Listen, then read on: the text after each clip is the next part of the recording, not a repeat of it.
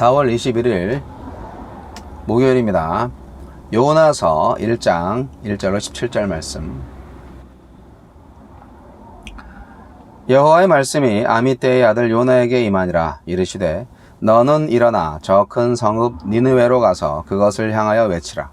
그 악독이 내 앞에 상달되었음이니라 하시니라. 그러나 요나가 여호와의 얼굴을 피하려고 일어나 다시스로 도망하려 하여 욥바로 내려갔더니 마침 다시스로 가는 배를 만난지라. 여호와의 얼굴을 피하여 그들과 함께 다시스로 가려고 뱃삭을 주고 배에 올랐더라. 여호와께서 큰 바람을 바다 위에 내리심에 바다 가운데에 큰 폭풍이 일어나 배가 거의 깨지게 된지라. 사공들이 두려워하여 각각 자기의 신을 부르고 또 배를 가볍게 하려고 그 가운데 물건들을 바다에 던지니라. 그러나 요나는 배 밑층에 내려가서 누워 깊이 잠이 든지라. 선장이 그에게 가서 이르되 자는 자여 어찌함이냐. 일어나서 내 하나님께 구하라. 혹시 하나님이 우리를 생각하사 망하지 아니하게 하시리라 하니라. 그들이 서로 이르되 자 우리가 제비를 뽑아 이 재앙이 누구로 말미암아 우리에게 임하였나 알아보자 하고 곧 제비를 뽑으니 제비가 요나에게 뽑힌지라. 무리가 그에게 이르되 청하건대 이 재앙이 누구 때문에 우리에게 임하였는가 말하라. 내 생업이 무엇이며 내가 어디서 왔으며 내 나라가 어디며 어느 민족에 속하였느냐 하니 그가 대답하되 나는 히브리 사람이요 바다와 육지를 지으신 하늘의 하나님 여호와를 경외하는 자로라 하고 자기가 여호와의 얼굴을 피함인 줄을 그들에게 말하였으므로 무리가 알고 심히 두려워하여 이르되 내가 어찌하여 그렇게 행하였느냐 하니라. 바다가 점점 흉용한지라. 무리가 그에게 이르되 우리가 너를 어떻게 하여야 바다가 우리를 위하여 잔잔하겠느냐 하니 그가 대답하되 나를 들어 바다에 던지라. 그리하면 바다가 너희를 위하여 잔잔하리라. 너희가 이 큰 폭풍을 만난 것이 나 때문인 줄을 내가 아노라 하니라. 그러나 그 사람들이 힘써 노를 저어 배를 육지로 돌리고자 하다가 바다가 그들을 향하여 점점 더 흉용함으로 능히 못한지라. 무리가 여호와께 부르짖어 이르되 여호와여 구하고 구하오니 이 사람의 생명 때문에 우리를 멸망시키지 마옵소서. 무죄한 피를 우리에게 돌리지 마옵소서. 주 여호와께서는 주의 뜻대로 행하심이니이다 하고 요나를 들어 바다에 던지매 바다가 뛰노는 것이 곧 그친지라. 그 사람들이 여호와를 크게 두려워하여 여호와께 제물을 드리고 서원을 하였더라. 여호와께서 이미 큰 물고기를 예비하사 요나를 삼키게 하셨으므로 요나가 밤낮 3일을 물고기 뱃속에 있으니라. 아멘. 요나의 불순종. 요나는 적대국의 수도 니느웨로 가서 말씀을 전하라는 명령에 불순종합니다. 하나님은 요나가 탄 배에 폭풍우를 보내시지만 요나는 마음을 바꾸지 않습니다. 하나님은 어떤 분입니까? 하나님 백성에게 파송하시던 선지자를 악독한 폭력으로 이스라엘을 괴롭히던 아수르의 수도 니느웨로 보내십니다. 이스라엘에게는 니느웨가 큰 위협이자 괴로움이지만 이스라엘뿐 아니라 온 열방을 품으시는 하나님에게는 큰 긍휼이 필요한 성읍이기 때문입니다. 하지만 일어나 동쪽 니느웨로 올라가라는 명령을 받은 요나는 일어나 서쪽의 욥바로 다시스로 내려갑니다.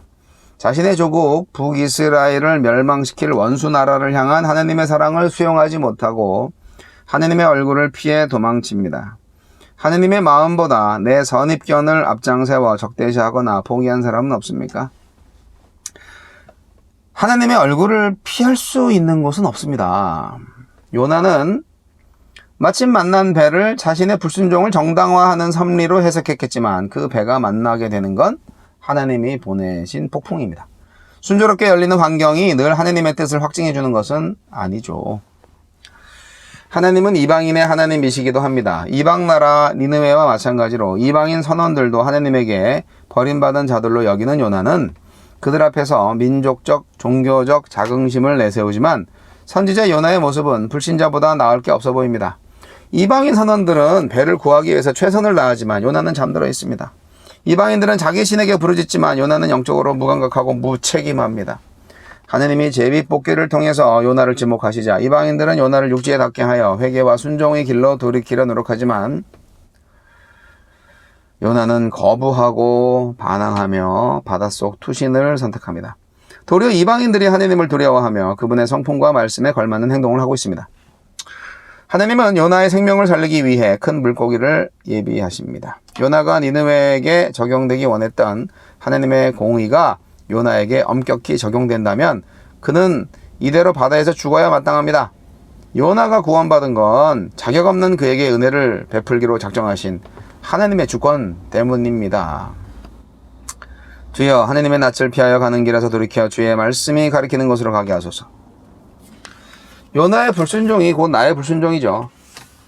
저 역시도 하느님의 뜻을 거스려서 내가 하고 싶은 대로 하고 내가 가고 싶은 대로 갔던 적이 얼마나 많은지 모릅니다. 자기가 하고 싶은 것만 하면은 그게 선지자고 그게 하느님의 종인가요? 하기 싫은 것도 해야지. 근데 꼭 자기가 하고 싶은 거를 이게 하느님의 뜻이라고 막 우기면서 하죠. 네. 참 제가 후회스러운 일들이 많았던 것 같습니다. 오늘 요나는 하나님과 한판을 하는데 뭐 하나님하고 싸워서 이길 수가 있나요? 선지자라는 사람이 원수 나라에 하나님의 경고를 전하라는 명령을 받고 불순종을 하죠. 못 들은 채 하는 거죠. 그래서 정반대로 니느웨로 가야 되는데 그쪽 반대 방향으로 내빼는 겁니다. 요나는 하나님의 은총을 그들에게 전할 용의가 없습니다. 명령을 받은 사람은 그 명령을 그냥 노 브레인으로 순종만 하면 되는 거죠. 생각 없이 그냥 딜리버리만 하면 되는 거죠. 말씀을 전하는 사람은 그렇게 해야죠. 그런데 요나는 생각이 많네요. 지가 하나님이야. 자기가 하나님 노릇을 하고 있는 거야 지금.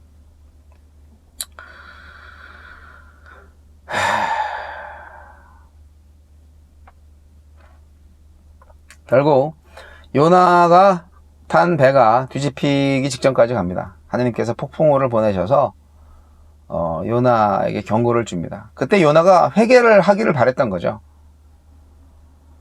너 때문에 여기 사람들 다 죽을 거야. 그게 좋아?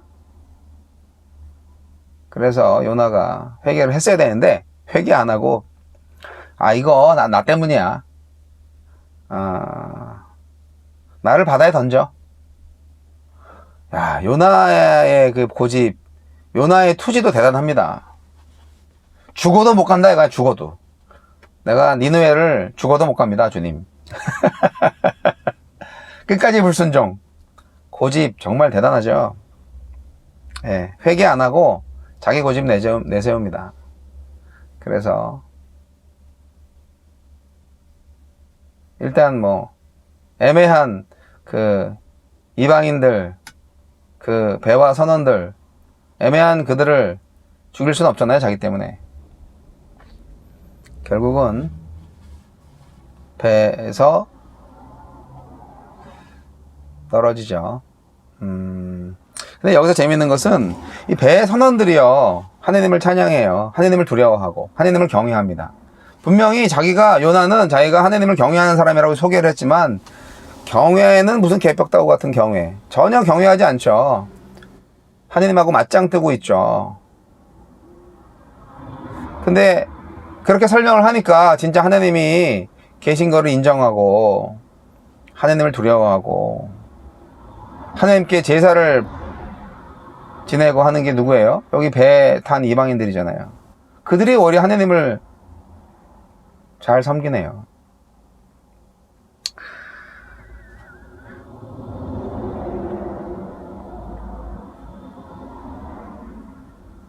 요나는 죽음을 구했습니다. 네. 열심히 한다고 다 잘하는 거 아니에요. 죽기까지 불순종을 결단한 요나 잘했습니까? 잘 못했죠. 오늘날에도 자기가 딱 정한 대로 정말 열심을 내서 생명을 각오하고 죽음을 무릅쓰고 일하는 사람들 많아요. 자기 일을 하는 사람들 많아요. 자기가 하나님이죠.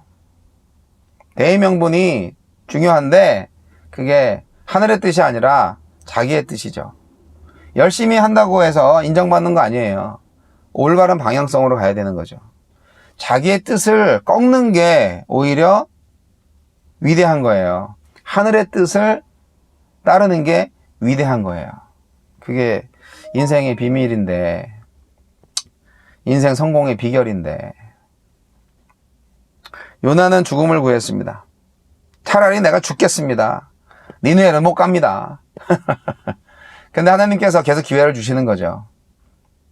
우리는 고래로 추적을 하고 있는데, 요나가 3일 동안 물고기 속에 갇혀서 목숨을 부지하게 합니다. 오늘은 여기까지인데, 저는 하나님께서 많은 기회를 주셨고 많은 인도하심이 있었는데도 불구하고 제 고집대로 제가 하고 싶은 것만 했던 과거가 너무 많았던 것 같아요. 지금 보니까.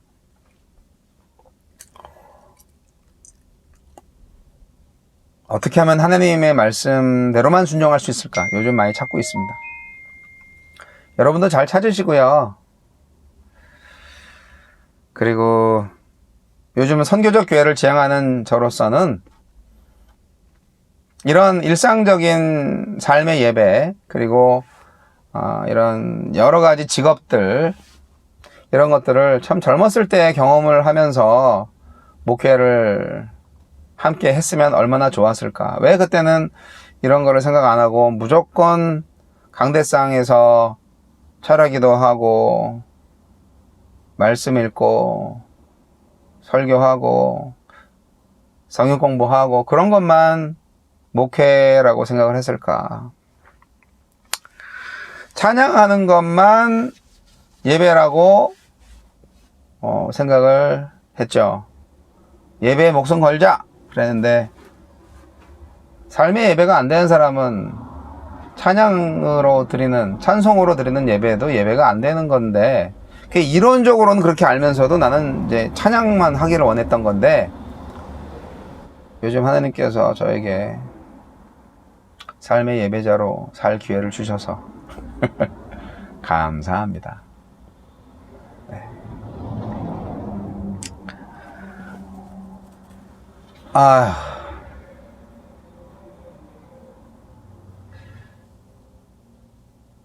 하루 18시간 밖에 나와 있으면서 트럭과 함께 사는 인생, 새로운 인생을 경험하고 있어요. 저와 함께 하시는 하나님을 찬양하고요. 많은 시간들, 많은 생각들을 하게 하는데요. 과거를 생각하면 후회할 게 너무 많지만, 또 앞으로를 기대하면 하나님께서 인도하실 그런 꿈도 또 다시 떠오릅니다. 요나처럼 되지 말자. 네, 오늘은 그렇게 생각을 해야 되겠네요. 하나님하고 싸워서 이길 수 없어요. 그리고 하나님의 사랑에 감사해요. 저를 포기하지 않고 제가 불순종해도 끝까지 저를 다시 잡아주시고 다시 저에게 사명을 주시는 하나님을 찬양합니다. 그런 하나님이시니까 저도 오늘날 지금 숨쉬고 살아있는 것이죠. 제가 얼마나 많은 죄를 지었게요. 그러나 하나님께서 아직도 붙잡아 주신다는 거, 이 불순종의 괴수 노준현 목사를 아직도 붙잡아 주시고 기대하시고 하나님의 일을 맡겨주신다는 거, 그 하나님이시라는 거, 제가 섬기고 있는 하나님이 최고의 하나님이십니다. 저와 여러분의 하나님이십니다. 할렐루야.